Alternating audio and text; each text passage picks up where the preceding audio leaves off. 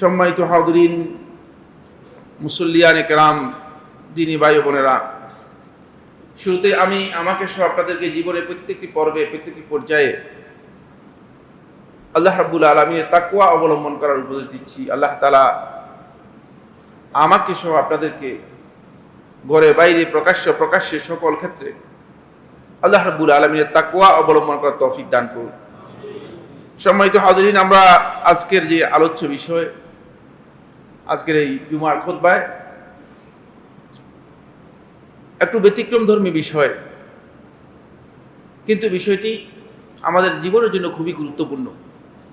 আমাদের জীবনের সাথে এর নিবিড় একটি সম্পর্ক রয়েছে।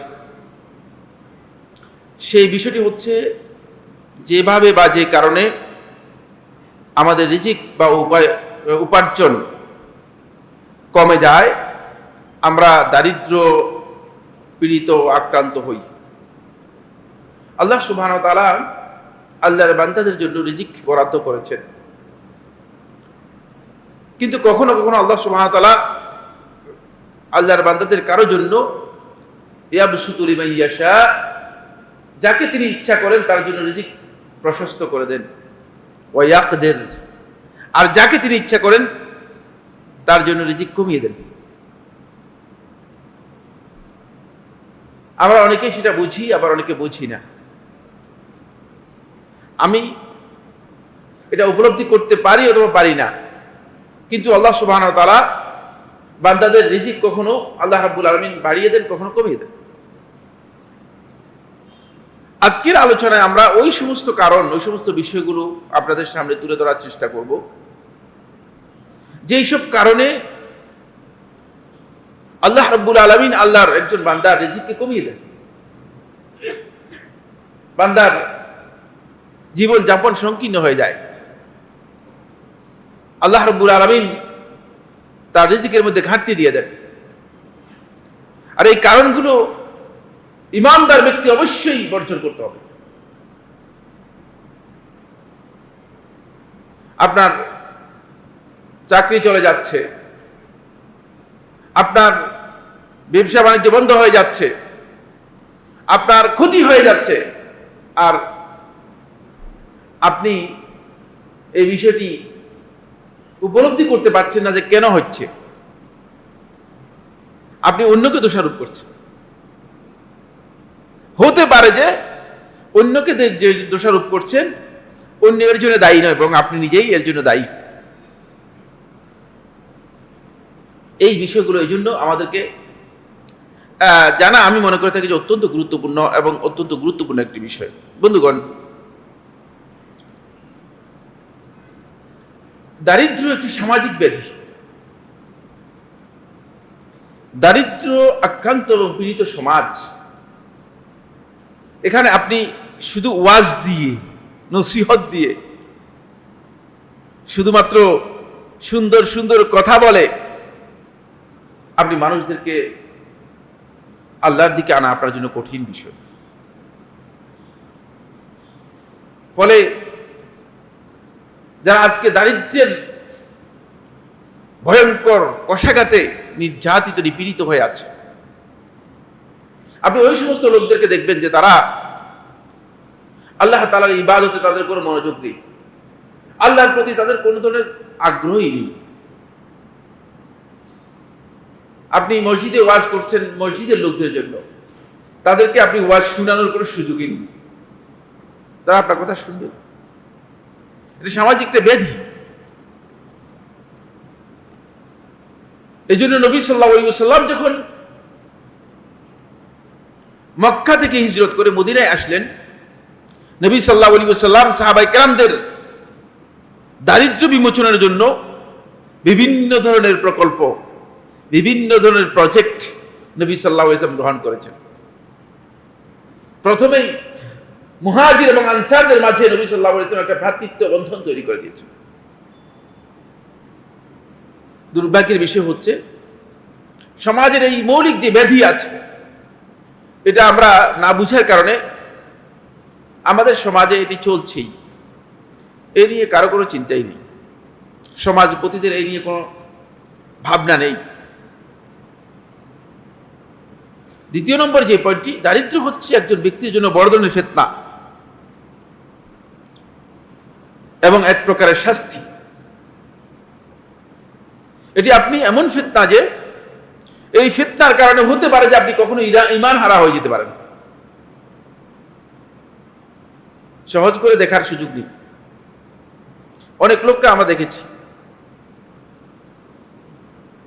বিপদগ্রস্ত হতে হতে এই দারিদ্র্যের যে আঘাত রয়েছে, এই আঘাত এসে আঘাতপ্রাপ্ত হতে হতে এক পর্যায়ে দেখা গিয়েছে দ্বীনের ব্যাপারে তার বিরূপ ধারণা, খারাপ একটি মন্তব্য, ফিতনা, পরীক্ষা। ইমানদার ব্যক্তিগণ স্বেচ্ছায় আল্লাহ তাআলার কাছে এটা চাইবেন না যে আল্লাহ আমাকে কিছু ফিতনা দেন, পরীক্ষা করেন। যদি আল্লাহ তাআলা পরীক্ষা করেন ভিন্ন কথা। বুঝতে পেরেছেন? আমি চাইবো না যে আল্লাহ আমাকে ফিতনা দেন, আমাকে পরীক্ষা করেন। এটা ইমানদার ব্যক্তিদের কাজ নয়। কারণ পরীক্ষা করলে আপনি পাশ না করারই সম্ভাবনা বেশি।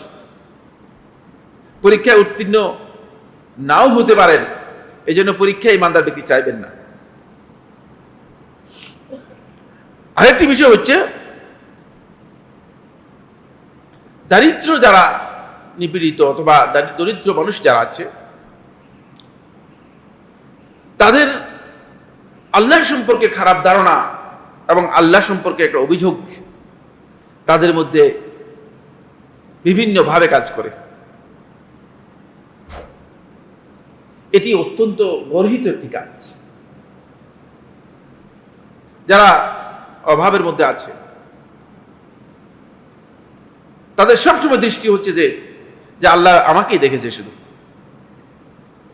এটা তার বড় ধরনের ক্ষতি করে দিয়েছে। আল্লাহর প্রতি একটা অভিযোগ, একটি খারাপ ধারণা তার মধ্যে কাজ করেছে আল্লাহর প্রতি, যে খারাপ ধারণা তাকে সবচেয়ে বেশি ক্ষতিগ্রস্ত করছে।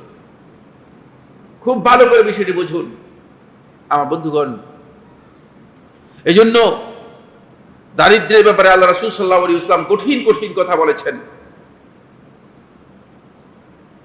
সর্বশেষ এখানে যে পয়েন্ট সেটি হলো যে দারিদ্র অনেক ক্ষেত্রেই খুব কম জায়গায় আছে,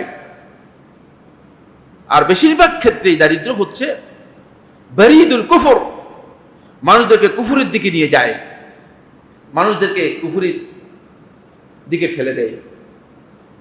ফলে সেই ব্যক্তি যদিও প্রকাশ্যে আল্লাহ রাব্বুল আলামিনকে অস্বীকার করে না, কিন্তু আল্লাহ তাআলার নিয়ামতের প্রতি তার অস্বীকৃতি থেকে যায়। খুব সহজ উদাহরণ দিলে আপনি বুঝতে পারবেন।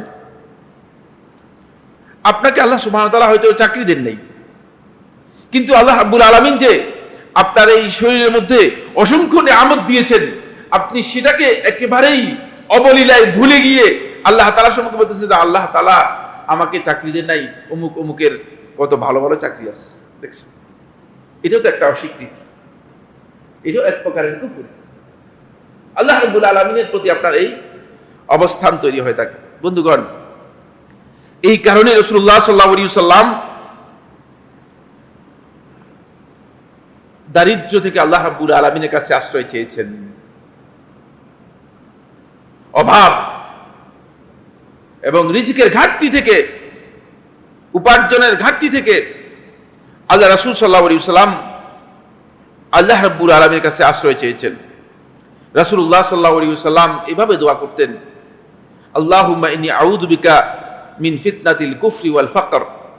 হে আল্লাহ, আমি আপনার কাছে আশ্রয় চাই কুফরির ফিতনা থেকে এবং দারিদ্র্যের ফিতনা থেকে।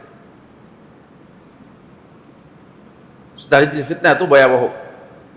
অন্য riwayat-এর মধ্যে এসেছে মিন শাররি ফিতনাতিল ফাকর। ফাকর যে শুধু ফিতনা তা নয়, বরং ফাকরের যে ফিতনা, এই দারিদ্র্য যে ফিতনা, এই ফিতনার অনিষ্ট থেকে, কারণ এটা আমার উপর বড় ধরনের অনিষ্ট করতে পারে, আমার বড় ধরনের ক্ষতি করতে পারে। এই ক্ষতি থেকে আল্লাহ আমি আপনার কাছে আশ্রয় চাই।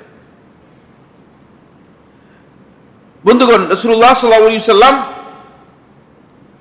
দারিদ্র থেকে আল্লাহ রাব্বুল আলামিনের কাছে যখন আশ্রয় চেয়েছেন, রাসূলুল্লাহ সাল্লাল্লাহু আলাইহি ওয়াসাল্লাম দারিদ্রের সাথে কুফরকে একসাথে করেছেন। আউযু বিকা মিনাল কুফরি ওয়াল ফাকর।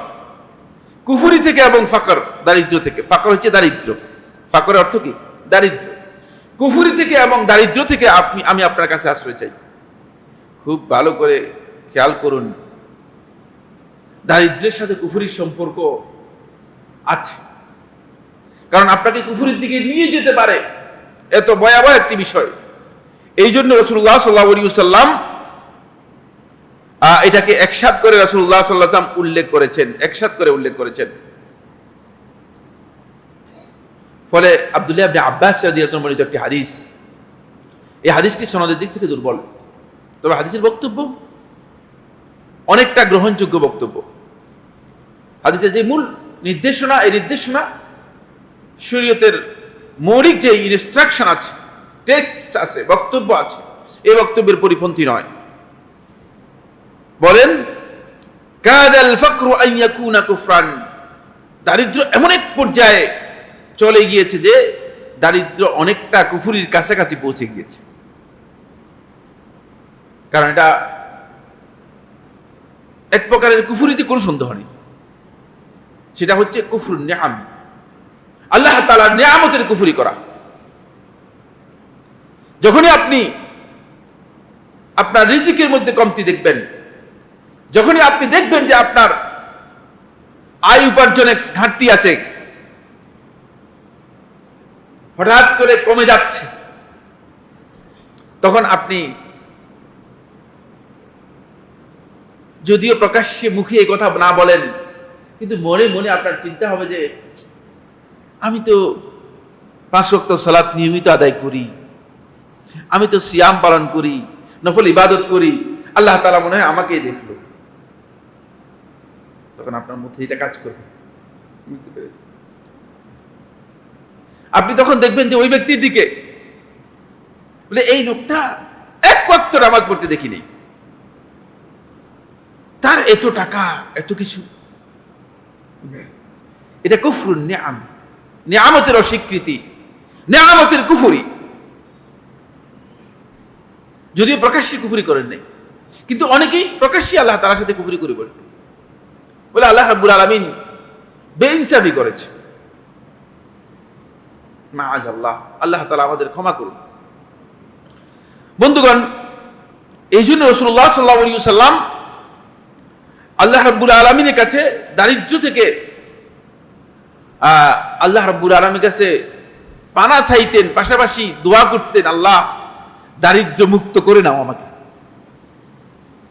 রাসূলুল্লাহ সাল্লাল্লাহু আলাইহি ওয়াসাল্লামের দোয়াগুলোর একটি দোয়া হচ্ছে আল্লাহুম্মা ইকদি আন্না আদ-দাইন, হে আমাদের আল্লাহ, ইকদি আন্না আদ-দাইন, আমার ঋণটাকে আপনি পরিশোধ করে দিন। এটা বোঝা, ঋণ কিন্তু মাথার উপরে একটা বোঝা। এরপর আগনিনা মিনাল ফাকর, আর দারিদ্র থেকে আমাকে অভাব মুক্ত করে দিন। কারণ দারিদ্র থাকলে আপনি আপনার ইবাদত, আপনার আমল সবটাই কেন যেন গোলবে, পাকিয়ে যাবে, আপনি এটাকে যথাযথভাবে আদায় করতে পারবেন না। সম্মানিত হাজিরিন, মুসল্লিয়ানে কিরাম, এই কারণেই মূলত আল্লাহ নবী সাল্লাল্লাহু আলাইহি ওয়াসাল্লাম সাহাবায়ে কেরামদেরকে সতর্ক করেছেন এমন কিছু কাজ, যে কাজগুলো মূলত আমাদের উপার্জনে, আমাদের ইনকাম, আমাদের আয়, এগুলোর উপর আঘাত হানবে। ফলে আমরা দারিদ্র নিপীড়িত অথবা দারিদ্র আক্রান্ত হয়ে যেতে পারি, আর তখন আমরা এই বিপদের মধ্যে পড়ে যাব। এই কারণগুলো আমি আপনাদের সামনে কয়েকটি আলোচনা করব। 1 নম্বর পয়েন্ট হচ্ছে, যে কোনো ধরনের গুনার অন্যতম প্রভাব হচ্ছে গুনাহ আপনার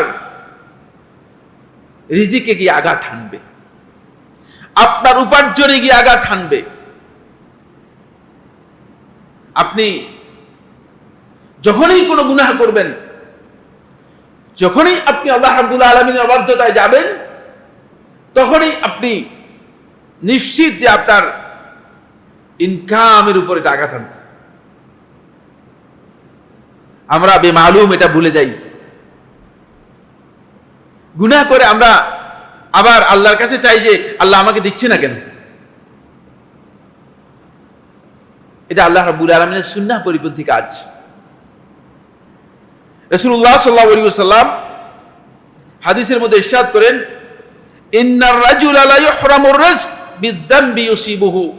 একজন ব্যক্তি, একজন মানুষ, সে তার রিজিক থেকে মাহরুম হয়ে যাবে, বঞ্চিত হয়ে যাবে ওই গুনার কারণে, যে গুনাহটুকু সে অর্জন করেছে, যে গুনায় সে লিপ্ত হয়েছে এই গুনার কারণে। এই গুনাহ তাকে তার রিজিকের মধ্যে বড় ধরনের আঘাত হানবে, তার উপার্জন থেকে তাকে মাহরুম করে দেবে। এই বক্তব্য আল্লাহ সুবহানাহু ওয়া তাআলা কোরআনে কারীমের সূরা তাহার 124 নম্বর আয়াতের মধ্যে বলেছেন। সূরা তাহা 124 নম্বর আয়াতে আল্লাহ সুবহানাহু ওয়া তাআলা স্পষ্ট করে এই বিষয়টি বলে দিয়েছেন, ওয়ামান আ'রাদা আন যিকরি ফাইন্না লাহু মাঈশাতান দানকা। যে আমার বিধান থেকে মুখ ফিরিয়ে নিল, যে আমার বিধানকে লঙ্ঘন করলো, অবাধ্য হলো, ফাইন্না লাহু মাঈশাতান দানকা, তার জন্য আমি সংকীর্ণ জীবন যাপন করে দিই, তার জীবন যাপনটা সংকীর্ণ হয়ে যায়। ওয়া নাহশুরুহু ইয়াওমাল কিয়ামাতি আ'মা, আর কিয়ামতের দিন তাকে আমি হাসর করব, একত্রিত করব আ'মা, অন্ধ করে। অন্ধ হচ্ছে সে হক এবং বাতিলের দুনিয়াতে যেভাবে উপলব্ধি করতে পারেনি, সেভাবে সেখানেও সে বুঝতে পারবে না কি হচ্ছে। এভাবে আল্লাহ সুবহানাহু ওয়া তাআলা তাকে অন্ধ করে উত্থিত করবেন, একত্রিত করবেন, হাসর করবেন। এই আয়াতের মধ্যে যেখানে আমাদের মূল কথা সেটা হচ্ছে এই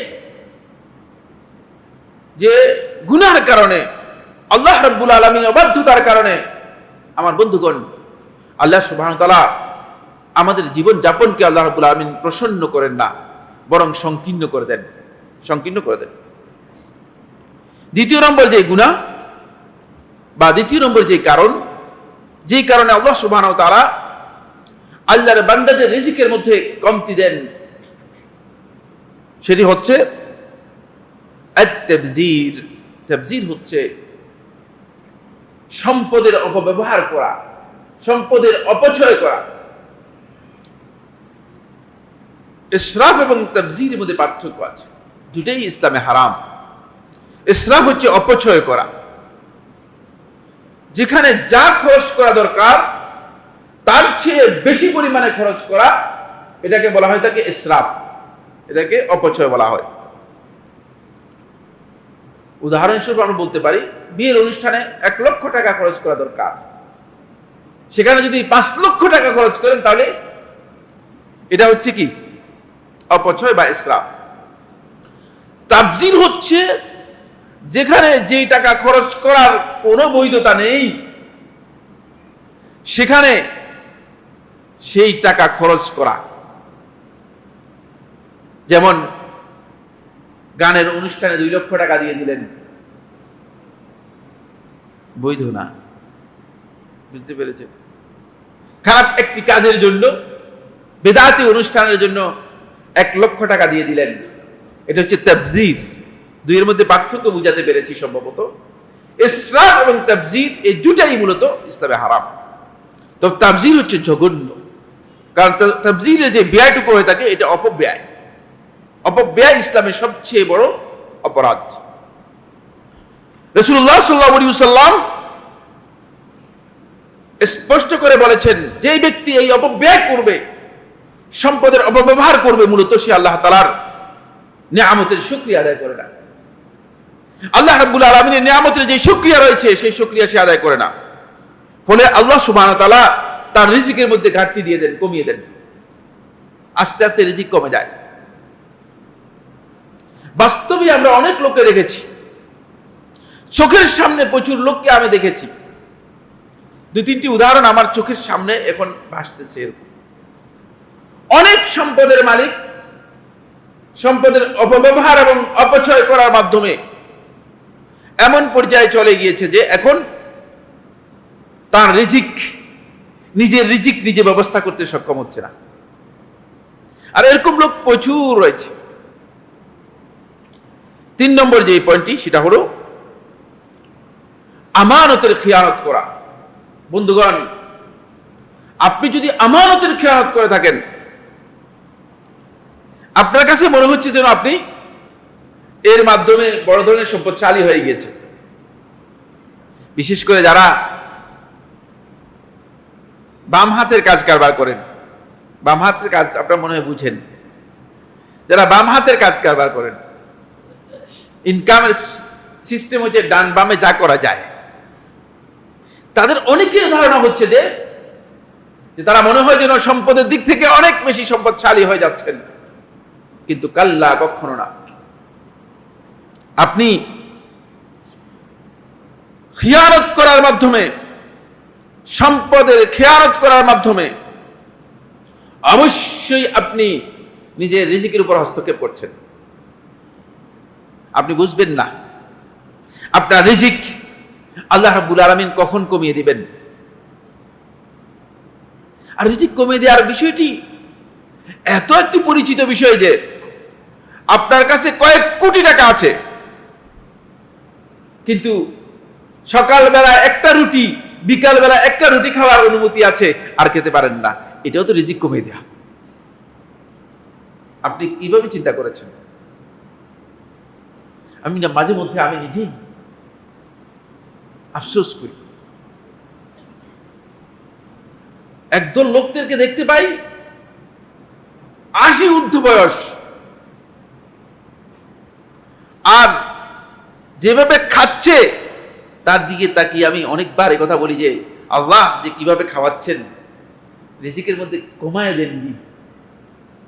আরেকজনের বয়স 40-45 বছর, আমার মতো এরকম, হয়তো একটু পানি অথবা একটু সামান্য কিছু খেতে পারেন, চাও খেতে পারেন না, চায়ের মধ্যে একটু চিনিও দিতে পারেন না। রিজিক কমে যাচ্ছে না? ভালো করে খেয়াল করুন। আপনি আল্লাহকে ব্লেম করতে পারবেন না, নিজেকে ব্লেম করুন, আপনার কারণ হতে পারে। খবরদার, প্রত্যেকটি মানুষ নিজের মধ্যে এই বিষয়গুলোকে অবশ্যই জাগ্রত করতে হবে যে আমি কোথায় গিয়ে আমার ভুল হচ্ছে। খিয়ানত করলে আপনি হয়তো মনে করেছেন যে আপনার অনেক টাকার মালিক হয়ে গেছে, ব্যাংকে প্রচুর টাকা আছে, কিন্তু আপনি জানেন না ব্যাংকের এই টাকা কোন দিকে চলে যাবে, কোন দিকে চলে যাবে। রাসূলুল্লাহ সাল্লাল্লাহু আলাইহি ওয়াসাল্লাম হাদিসের মধ্যে ইরশাদ করেন, আল আমানাতু তাজলিবুর রিজক, আমানতদারিতা মানুষের রিজিককে বৃদ্ধি করে দেয়। আপনি যদি আমানতদারিতার সাথে আপনার কাজ করেন, তাহলে আপনার রিজিক বৃদ্ধি পাবে, আপনার উপার্জন বৃদ্ধি পাবে। ওয়াল খিয়ানাতু তাজলিবুল ফাকর, আর যদি আপনি খিয়ানত করে থাকেন, আপনাকে দায়িত্ব দেওয়া হয়েছে, সরকারি বড় দায়িত্ব পেয়েছেন, কোম্পানিতে বড় পোস্ট পেয়েছেন, কিন্তু খিয়ানত করেছেন, আপনার কাছে মনে হচ্ছে যেন অনেক টাকা আপনি হাতিয়ে নিতে পেরেছেন, কিন্তু না, এই টাকা আপনার রিজিকের মধ্যে ইনক্লুড হবে না। আপনার রিজিক থেকে আল্লাহ তাআলা বের করে দেবেন। কিভাবে বের করবেন এটা আল্লাহ তাআলা জানেন, আপনার প্রয়োজন নেই। তাজলিবুল ফাকর, এটা আপনার জীবনে দারিদ্র্যকে টেনে আনবে, আপনার রিজিকের মধ্যে কমতি হয়ে যাবে, কমে যাবে। 4 নম্বর পয়েন্ট হলো বন্ধুগণ, সেটি হলো রিজিকের যেই কারণে কমে যায়, এর অন্যতম আরেকটি কারণ হচ্ছে সুদি কারবার এবং সুদি লেনদেন করা। ইহুদিরা এটা আবিষ্কার করেছে। আপনারা যারা পৃথিবীর ইতিহাস সম্পর্কে জানেন, আপনাদের জানা থাকার কথা, এই সুদের আবিষ্কার করেছে ইহুদিরা। তারা গোটা বিশ্ববাসীকে এখন এই থিম দিয়েছে, এই চিন্তা দিয়েছে যে সুদ ছাড়া অর্থনৈতিক উন্নয়ন সম্ভব নয়। নাউযুবিল্লাহ। ইসলাম যখন উন্নতির সর্বোচ্চ শিখরে মানুষদেরকে পৌঁছেছিল, তখন গোটা মুসলিম বিশ্ব সুদ থেকে মুক্ত ছিল, সুদি কোনো কারবারই ছিল না। আজও পৃথিবীর মানুষ যদি সত্যিকার সামাজিক নিরাপত্তা চায়, অর্থনৈতিক স্বাধীনতা, শোষণমুক্ত অর্থনীতি চায়, তাহলে অবশ্যই তাদেরকে সুদমুক্ত হতে হবে। সুদমুক্ত যদি না হয় তাহলে এটা সম্ভব না। ফলে গোটা বিশ্বে সুদকে এমন ভাবে এস্টাবলিশ করে দিয়েছে, এখন আপনি সুদের বিরুদ্ধে কথা বললে নিজের বিরুদ্ধে কথা বলার মতো হয়ে যাবে, কারণ আপনি তো সুদমুক্ত হতে পারছেন না। সুদ চতুর্দিক থেকে আপনাকে যেভাবে আক্রান্ত করে আছে। ফলে আমার বন্ধুগণ, ভয়াবহ একটি সুদের প্রভাব হচ্ছে, সুদের ক্ষতির দিক হচ্ছে যে সুদ আপনার রিজিককে একেবারেই কমিয়ে দিবে, আপনার রিজিকের মধ্যে বরকত পরিপূর্ণরূপে মিটে দিবে। আল্লাহ সুবহানাহু ওয়া তাআলা কোরআনে কারীমের মধ্যে ইরশাদ করেন সূরা আল বাকারার 278 নম্বর আয়াতের মধ্যে, ইয়ামহাকুল্লাহু রিবা, আল্লাহ তাআলা সুদকে নির্মূল করে দেবেন। অনেক দীর্ঘ বক্তব্য রয়েছে, আমি শুধু পয়েন্টগুলো আজকে আলোচনা করব। এই আয়াতগুলোর প্রত্যেকটির মধ্যে অত্যন্ত গুরুত্বপূর্ণ বিষয়, এগুলো আপনারা তাফসীর থেকে জেনে নেবেন। সুদ বাহ্যিকভাবে আপনাকে যদিও মনে হয় যে এটা অনেক বেশি, মানে 10 টাকা দিয়েছেন আর সেখানে আপনাকে 15 টাকা দিয়ে দিয়েছে, আপনার কাছে তো মনে হচ্ছে অনেক বেশি, কিন্তু না, সুদ আপনার ভয়ঙ্কর ধরনের ক্ষতিকর দিক। আপনার রিজিকের মধ্যে ঘাটতি করে দেবে, রিজিক কমিয়ে দেবে, বরকত ছিনিয়ে নেবে। ওয়ায়ুরবি সাদাকাত, আল্লাহ রাব্বুল আলামিন সাদাকাকে বাড়িয়ে দিবেন।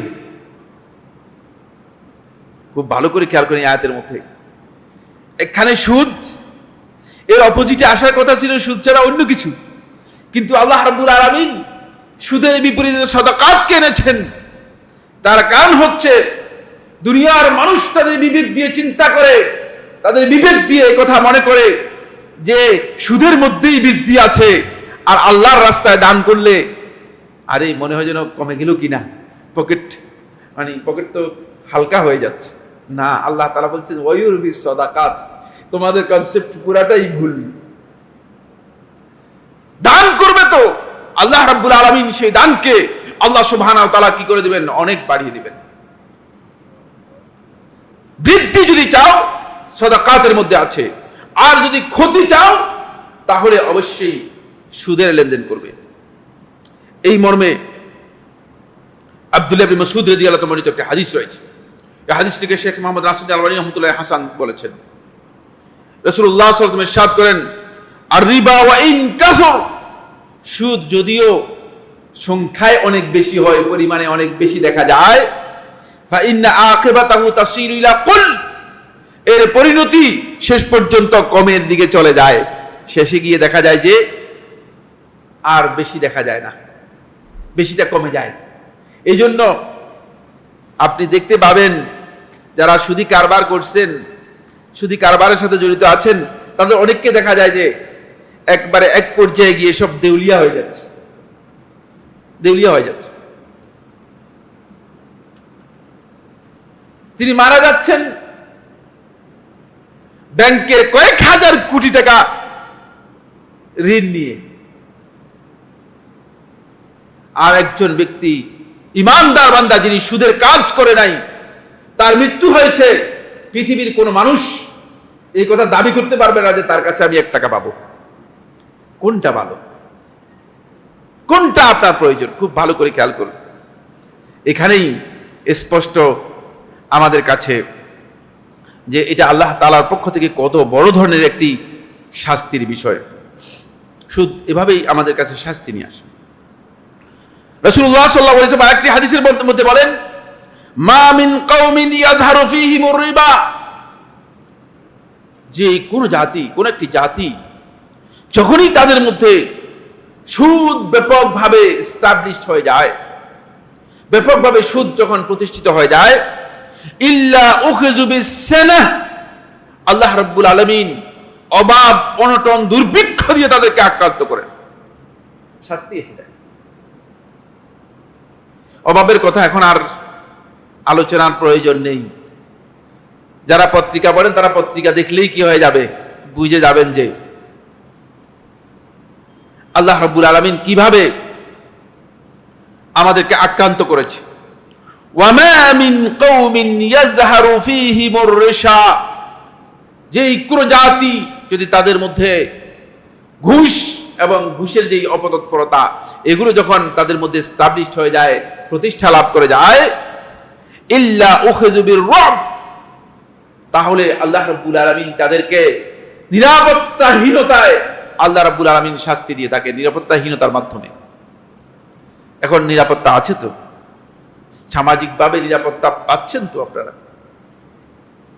এগুলো আমাদের সমাজকে ভালো করে বুঝার জন্য চেষ্টা করতে হবে। এরপরে যে পয়েন্টটি সেটা হলো, বন্ধুগণ, আমাদেরকে আমাদের রিজিক থেকে বঞ্চিত করে, রিজিক থেকে আমাদেরকে দূরে সরিয়ে নেয়, রিজিক কমিয়ে দেয়, আমাদের উপার্জনের মধ্যে কমিয়ে দেয় একটি কাজ, সেটা হলো খাদ্যদ্রব্য অবৈধভাবে গুদামজাত করে রাখা, আল-ইহতিকার। এটি একটি দীর্ঘ আলোচ্য বিষয়, ও তো বিস্তারিত আলোচনা আমি যাব না। খাদ্যদ্রব্য আপনার কাছে আছে, কিন্তু অবৈধভাবে আপনি সমাজে অথবা বাজারে একটা সংকট তৈরি করার জন্য, মানুষদেরকে কষ্ট দেওয়ার জন্য আপনি সেটাকে যদি গুদামজাত করে রেখে দেন, এই কাজটি আপনি হয়তো মনে করেছেন যে এর মাধ্যমে আপনার আল্লাহ তাআলা রিজিক বাড়িয়ে দিবেন। না, এর মাধ্যমে আপনার ক্ষতি হবে, এর মাধ্যমে ক্ষতি হবে, রিজিক কমে যাবে। রাসূলুল্লাহ সাল্লাল্লাহু আলাইহি ওয়াসাল্লাম বলেছেন, মান ইহতাকারা আলাল মুসলিমিনা তাআমান, যে ব্যক্তি মুসলিমদের খাদ্য আটকে রেখে গুদামজাত করে তাদেরকে কষ্ট দিল, দারাবাহুল্লাহু বিল জুসামি ওয়াল ইফলাস, আল্লাহ রাব্বুল আলামিন তাকে দুটি জঘন্যতম শাস্তি দিয়ে থাকেন। একটি হচ্ছে তাকে একটি ভয়ঙ্কর কুষ্ঠের মতো একটি ভয়ঙ্কর রোগে তাকে আল্লাহ সুবহানাহু ওয়া তাআলা আক্রান্ত করে দেন, ওয়াল ইফলাস, এবং তাকে দেউলিয়া করে দেন। ইফলাস হচ্ছে দেউলিয়া করে দেন, আর্থিকভাবে তাকে কপর্দক্ষীণ করে দেয়, আর্থিক সংকটের মধ্যে সে পড়ে যায়, দারিদ্র তার জন্য অবধারিত হয়ে যায়। সে হয়তো মনে করেছে এরকম বহু কোম্পানি আছে যারা দেউলিয়া হয়ে গিয়েছে, এখন তো কোম্পানির কথা বলার দরকার নেই, রাষ্ট্র পর্যন্ত দেউলিয়া হয়ে যাচ্ছে। আপনারা আমার চেয়ে ভালো জানেন। তার কারণ হচ্ছে এই যে কাজগুলো, যেগুলো অবাধ্যতার কাজ, সে অবাধ্যতার কাজগুলোর কারণে এই অবস্থা হচ্ছে। এরপরে সময় আমাদেরকে সহযোগিতা করবে না। এরপরের কাজ হচ্ছে যাকাত দিতে যারা অস্বীকার করবে বা যারা যাকাত আদায় করবে না। যারা যাকাত অস্বীকার করবে তারা কাফেরই হয়ে যাবে। আর যারা যাকাত স্বীকার করে, যাকাত ফরজ মনে করে কিন্তু যাকাত আদায় করে না, তাদের জন্য আল্লাহ সুবহানাহু ওয়া তাআলা রিজিককে সংকীর্ণ করে দেবেন এবং আল্লাহ রাব্বুল আলামিন অনেকগুলো শাস্তি এর জন্য নির্ধারণ করেছেন। আলোচনা করার সময় নেই, শুধু পয়েন্টগুলো বলে যাব। এরপরে যে পয়েন্টটি সেটা হলো, বন্ধুগণ, যারা আল্লাহ রাব্বুল আলামিনের নিয়ামতকে অস্বীকার করবে, খেয়াল রাখতে হবে, আপনি যতই বিপদে থাকেন, আল্লাহ রাব্বুল আলামিন অসংখ্য নিয়ামত আল্লাহ তাআলা আপনাকে দিয়েছেন, সেই নিয়ামতগুলোকে সবসময় স্মরণ করবেন। আল্লাহ রাব্বুল আলামিনের নিয়ামতকে অস্বীকার করা, এটা আল্লাহ তাআলার কাছে সবচেয়ে ভয়ঙ্কর অপরাধ। আপনার এই দেহের মধ্যে শুধুমাত্র যদি একটি নিয়ামত, মানে শুধুমাত্র দুটি চোখ থাকে, আপনি মনে করেন গোটা পৃথিবীর যত সম্পদ আছে তার চেয়ে বেশি নিয়ামত আল্লাহ সুবহানাহু ওয়া তাআলা আপনাকে দিয়েছেন। কেন আপনি অস্বীকার করতেছেন? কেন আপনি অস্বীকার করতেছেন? প্রশ্নই আসে না যে আপনি আল্লাহ তাআলার নিয়ামতকে এইভাবে অস্বীকার করতে পারেন। ফলে এই বিষয়গুলোকে আব্দুল্লাহ ইবনে আব্বাস রাদিয়াল্লাহু আনহু বর্ণিত একটা riwayat-এর মধ্যে এসেছে, কেউ কেউ হাসান বলেছেন, কেউ কেউ এটাকে দাঈফও বলেছেন, কিন্তু এর বক্তব্যগুলো অত্যন্ত গুরুত্বপূর্ণ। তাই আমি আপনাদের সামনে শুধুমাত্র মূল কথাটুকু বলছি। ওয়া ইন্না লিসাইয়্যাতি সাওয়াদান ফিল ওয়াজহ, গুনাহ যদি কেউ করে থাকে, অপরাধ করে থাকে, অপরাধ মানুষের মুখকে মলিন করে দেয়।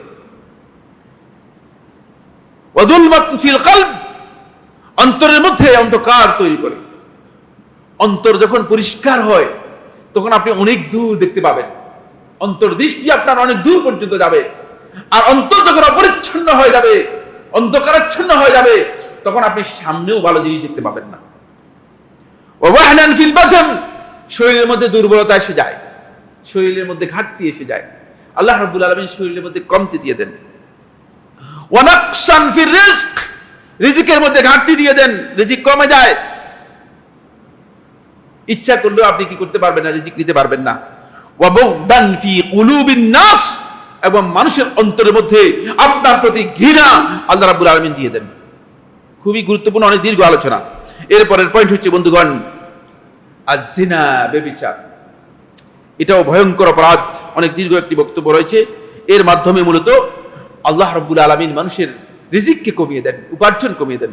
এরপরের পয়েন্ট হচ্ছে আল হুকমু বিগাইরি মা আনজালাল্লাহ, আল্লাহর বিধান বাদ দিয়ে নিজের মন গড়া, মানুষের তৈরি করা বিধান দিয়ে বিচার ফয়সালা করলে রিজিক আল্লাহ রাব্বুল আলামিন তুলে নেন, কমিয়ে দেন, রিজিক কমিয়ে দেন। এরপরের পয়েন্ট হচ্ছে যেটি, সেটা হলো আল হাসাদ, অন্যকে হিংসা করা। হিংসা, আপনি মনে করেছেন যে হিংসুক ব্যক্তি মনে করেছে যে তার এর মাধ্যমে মনে হয় যেন তার রিজিক বেড়ে যাবে, তার কাছে অতিরিক্ত নিয়ামত এসে যাবে। না, বরং নিয়ামত থেকে সে বঞ্চিত হয়ে যাবে, নিয়ামত থেকে সে বঞ্চিত হয়ে যাবে। এগুলো সবগুলো দীর্ঘ বক্তব্য রয়েছে। এরপরের পয়েন্ট 10 নম্বর হচ্ছে মিথ্যা শপথ করা। ব্যবসায়ীরা দেখা যায় যে মিথ্যা শপথ করে তার মাল মানুষদেরকে গছিয়ে দেওয়ার জন্য চেষ্টা করেন। খবরদার, খবরদার। এটি আপনি মনে করেছেন যে মিথ্যা শপথের মাধ্যমে হয়তো আপনি আপনার ব্যবসা চালু করে ফেললেন। না, ব্যবসা চালু করেন নাই, ব্যবসার ক্ষতি করেছেন। আপনি বুঝতে পারেন নাই যে ব্যবসার কি ক্ষতি আপনি করেছেন। এরপরে যে পয়েন্টটি, সেটা হলো ফরজ নামাজ, ফরজ ইবাদত বাদ দিয়ে রিজিকের জন্য, রিজিকের অন্বেষণে নিজেকে ব্যস্ত রাখা, এতে রিজিক কমে যাবে। অনেককে দেখা যায় ফরজ সালাতের সময়, জুমার সালাতের সময় মসজিদের নিচে মার্কেট খোলা দেখে আসার সময় দেখে এসেছে। এদের অন্তপক্ষে 80 থেকে 90% কিন্তু মুসলিম, হতে পারে যে 100% মুসলিম। আসার সময় দেখে এসেছে। শুধু আমার এতটুকু কল্পনা হচ্ছিল যে মসজিদকে কিভাবে মানে নষ্ট করে দিয়েছে। আহাব্বুল বিলাদি ইলাল্লাহি মাসাজিদুহা, আল্লাহ রাব্বুল আলামিনের কাছে সবচেয়ে পছন্দনীয় জায়গা হচ্ছে মসজিদ। ও আবগাজুল বিলাদি ইলাল্লাহি আসওয়াকুহা, আল্লাহ তাআলার কাছে সবচেয়ে অপছন্দনীয় বিষয় হচ্ছে বাজার। আর বাজার ঢুকিয়ে দিয়ে মসজিদের সৌন্দর্যকে আপনারা কি করেছেন? নষ্ট করে দিয়েছেন। মসজিদ থেকে ইনকাম বের করবেন, মসজিদ ইনকামের জন্য নয়, মসজিদ ইনকামের জন্য নয়। মসজিদের ব্যবসায় কর্পোরেট অফিস নয়, মসজিদ কর্পোরেট অফিস নয়। আমাদের চেতনাগত বিচ্ছুতির কারণে আমরা এমন এক পর্যায়ে চলে গিয়েছি যেটি মূলত মুসলিম উম্মাহকে সকল দিক থেকে ক্ষতিগ্রস্ত করছে, সকল দিক থেকে ক্ষতিগ্রস্ত করছে। এরপরের পয়েন্ট হচ্ছে যেটি, সেটা হলো আল্লাহ রাব্বুল আলামিনের কাছে রিজিক চাওয়ার ক্ষেত্রে যে আদব রয়েছে, যে শিষ্টাচার রয়েছে, সেই শিষ্টাচার না বুঝা। এটা কিন্তু খুব ইম্পর্টেন্ট বিষয়। এখানে অনেক গুরুত্বপূর্ণ কথা আছে, কিন্তু আমাদের সময় নেই, এই জন্য আমি বলতে পারছি না বা বলছি না। তবে রাসূলুল্লাহ সাল্লাল্লাহু আলাইহি ওয়াসাল্লাম সহিহ বুখারী হাদিসের মধ্যে ইমাম বুখারী রাহমাতুল্লাহি আলাইহি মুফরাদের মধ্যে হাদিসটি উল্লেখ করেছেন। আবু হুরায়রা তিনি বলেন, ইউস্তাজাবু লিআহাদিকুম মা লাম ইয়াজল, তোমাদের কোন ব্যক্তি যখন আল্লাহ তাআলার কাছে দোয়া করে, আল্লাহ সুবহানাহু ওয়া তাআলা তার দোয়া কবুল করবেন। মা লাম ইয়াজল, যতক্ষণ পর্যন্ত সে মানে তাড়াহুড়া না করে। তাড়াহুড়া কি? আমরা দোয়া করি আর তাড়াহুড়া করি, ফলে এটা দোয়ার আদবের পরিপন্থী। ফায়াকুলু, সে এভাবে বলে, কাদ দাউতু ফালাম ইউস্তাজাব লি, আমি দোয়া করছি, অনেক দোয়া করছি, ফালাম ইউস্তাজাব লি, আমার দোয়া কবুল হয় নাই। এই ব্যক্তি আসলে দোয়া কবুল হবে না, এই রিজিক থেকে বঞ্চিত হয়ে যাবে। আল্লাহ রাব্বুল আলামিনের সাথে যে তাআদ্দুব, যে আদব, শিষ্টাচার দেখানোর কথা ছিল, সেই শিষ্টাচার আল্লাহ রাব্বুল আলামিনের কাছে সাথে দেখাতে পারেনি, সেই শিষ্টাচার দেখাতে পারেনি। ফলে আল্লাহ সুবহানাহু ওয়া তাআলা এর কাছে আমরা যখন রিজিক চাইব, তখন আল্লাহ রাব্বুল আলামিনের কাছে ওই রিজিক আমরা চাই যে এই রিজিকটুকু আমাদের জন্য আল্লাহ তাআলা কল্যাণকর রয়েছে, সেই রিজিক যেন চাই। ফলে এই জন্য আল্লাহ রাসূল সাল্লাল্লাহু আলাইহি ওয়াসাল্লাম আমাদেরকে একেবারেই ফজরের পরে রাসূলুল্লাহ সাল্লাল্লাহু আলাইহি ওয়াসাল্লাম একটা দোয়া শিক্ষা দিয়েছেন, যেখান থেকে আপনার রিজিকের তলব শুরু হবে। আল্লাহুম্মা ইন্নী আসআলুকা ইলমান নাফিআ, তারপরে কি ওয়া রিজকান তাইয়্যিবা ওয়া আমালান মুতাকাব্বালা। দেখছেন, এখান থেকে আপনি যদি আল্লাহ রাব্বুল আলামিনের কাছে রিজিকের বিষয়ে চাইবেন, আল্লাহর কাছে না চাইলে আল্লাহ সুবহানাহু ওয়া তাআলা রিজিক থেকে আপনাকে মাহরুম করে দিবেন। এরপরে আমি বন্ধুগণ আরেকটি বিষয়, আমি এই বিষয়ে যখন পড়ালেখা করছিলাম, সেটা হচ্ছে এই শিয়াদের কিতাবের মধ্যে দেখি শিয়ারা কাফি এর মধ্যে উল্লেখ করেছে, তারা জাফর সাদেকের নাম দিয়ে এবং মোহাম্মদ আল বাকের রাহিমাহুল্লাহ তাআলা এদের নাম দিয়ে কিছু মিথ্যা কথা উল্লেখ করেছে, যেগুলো আমাদের সমাজের মধ্যে উল্লেখ আছে আর মানে বেশি প্রচলিত আছে। এগুলো আমি আপনাদেরকে সতর্ক করে দিচ্ছি, এগুলো মিথ্যা কথা, এগুলোর কোনো ভিত্তি নেই। এক নম্বর হচ্ছে, রাত্রে যদি ঘর ঝাড়ু দেন তাহলে রিজিক কমে যাবে। এটি ডাহা মিথ্যা কথা, শিয়াদের বইয়ের মধ্যে পেয়েছি। এটা আমি এই জন্য বলে দিচ্ছি যে এগুলো কোত্থেকে এসেছে, এগুলো কুসংস্কার এবং এগুলো কোত্থেকে এসেছে এটি আপনাদেরকে বোঝানোর জন্য। যদি ঘরের মধ্যে মাকড়াসার জাল দেখেন তাহলে বলবেন যে এখানে রিজিক কমে যাবে, মাকড়াসার জাল রেখে দিলে রিজিক কমে যাবে। ফলে দেখবেন যে মহিলাদেরকে দেখেন মাকড়াসার জাল দেখলেই মানে, এগুলো শিয়াদের বক্তব্য, শিয়াদের কিতাব থেকে কাফি থেকে উল্লেখ করতেছি। যদি আপনি অপবিত্র অবস্থায় ভক্ষণ করেন অথবা খান অথবা খাবার তৈরি করেন তাহলে রিজিক কমে যাবে, এগুলো ডাহা মিথ্যা কথা। সময় আর সহযোগিতা করেনি, 3টি বললাম, এখানে 18টি বা 20টি রয়েছে। এর পরের পয়েন্টে চলে যাচ্ছি, পরের পয়েন্টে আরো গুরুত্বপূর্ণ, সেটা হচ্ছে এই এতক্ষণ পর্যন্ত যা বললাম। এখন আপনারা যে কোনো একজন আমাকে দাঁড়িয়ে হয়তো প্রশ্ন করে দিতে পারেন, বলতেন যে আপনি যেগুলো বলছেন এগুলো আসলে কোনো মিল নেই, বাস্তবে তো এগুলো দেখি না। আল্লাহ তাআলা নাফরমানি করে যাচ্ছে, আল্লাহ রাব্বুল আলামিনের বিধানকে লঙ্ঘন করে যাচ্ছে, বরং আল্লাহকে স্বীকারই করতেছে না। তারাই তো দিব্যি সুন্দর জীবন যাপন করতেছে, তাদের অবস্থা এমন যে তাদের গাড়ি বাড়ি অর্থ সম্পদ প্রাচুর্য এগুলো এত বেশি যে এগুলোর বহর আমরা শুধু দেখে যাচ্ছি, ঠিক না? এটা তো প্রশ্নই। তাহলে রিজিক তাদের কমিয়ে দিল কোথায়? বরং রিজিক তো তাদেরকেই দেওয়া হচ্ছে দেখা যায়। আপনার এই কথা ঠিক নয়, রিজিক তো তারাই পাচ্ছে, রিজিক তো তাদেরকেই বাড়ি দেওয়া হচ্ছে যারা আল্লাহ রাব্বুল আলামিনের অকৃতজ্ঞ হচ্ছে, যারা আল্লাহর বিধানকে লঙ্ঘন করছে, যারা আল্লাহ রাব্বুল আলামিনের প্রতি আনুগত্য স্বীকার করছে না। তাহলে আপনার এই বক্তব্য এখানে কোথায়, এর মধ্যে কোথায় ঘাটতি আছে? এটা অবশ্যই প্রশ্ন হবে। এই জন্য এই প্রশ্নের উত্তর আমি অবশ্যই দিয়েই দিতে হবে। এই কারণে আমি এই বিষয়টি আলোচনা করেছি। বন্ধুগণ, 1 নম্বর বিষয় হচ্ছে, যদি আল্লাহ সুবহানাহু ওয়া তাআলা আল্লাহর কোন বান্দাকে আল্লাহ রাব্বুল আলামিনের নাফরমানি অবস্থায়, আল্লাহর বিধান লঙ্ঘন করা অবস্থায় আল্লাহ রাব্বুল আলামিন তার জন্য যদি তার রিজিককে ঢেলে দেন, প্রশস্ত করে দেন, অবারিত করে দেন, তাহলে এটা আল্লাহর পক্ষ থেকে ইস্তেদরাজ, আল্লাহর পক্ষ থেকে তাকে শাস্তির দিকে নিয়ে যাওয়া হচ্ছে।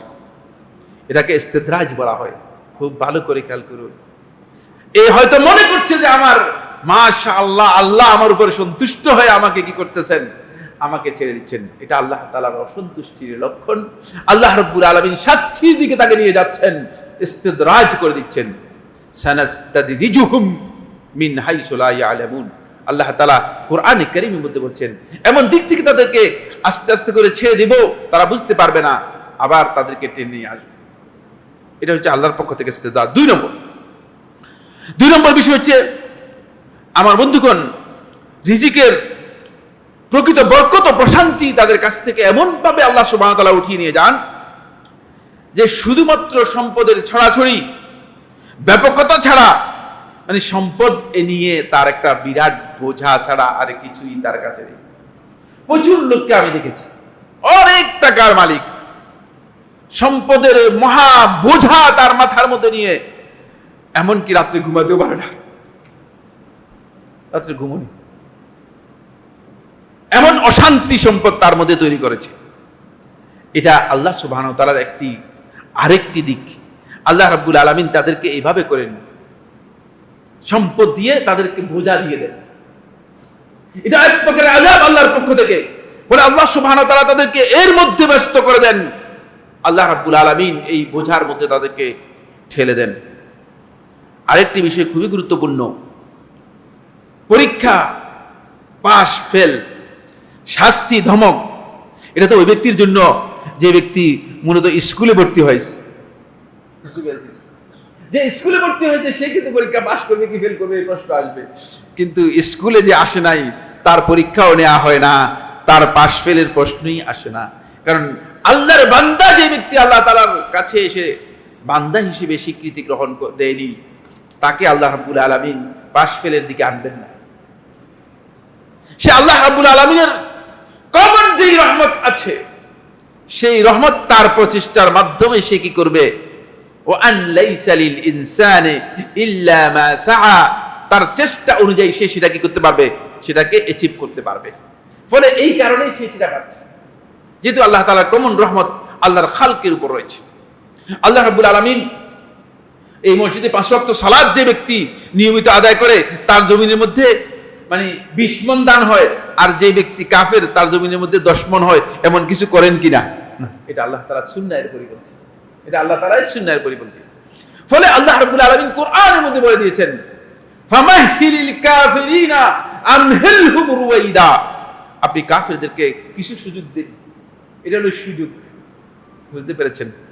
সুযোগটা এই জায়গায় তারা পেয়েছে, কুলু ওয়া তামাত্তাউ কালিলান ইন্নাকুম মুজরিমুন, কারণ তোমাদেরকে কয়েকদিন খাওয়ার কিছু সুযোগ দিব, অল্প কিছুদিনের সুযোগটুকু পাবে। আমার বন্ধুগণ, সর্বশেষ যে পয়েন্টটি সেটা হলো এই, দুনিয়ার সম্পদ এবং দুনিয়ার যে চাকচিক্য আছে, রাজনিয়ামত আছে, এগুলো মানুষের ইমানদার ব্যক্তিদের জন্য সফলতার মানদণ্ড নয়। ইমানদার ব্যক্তিকে বুঝতে হবে তার রিজিকের এবং সফলতার মানদণ্ড হচ্ছে তিনি কতটুকু নিজের জীবনে জীবন যাপন করতে পেরেছেন, যেখানে শান্তি, নিরাপত্তা এবং আল্লাহ তাআলার ভালোবাসা রয়েছে। এটা হচ্ছে সফলতার মানদণ্ড দুনিয়ার জীবনে।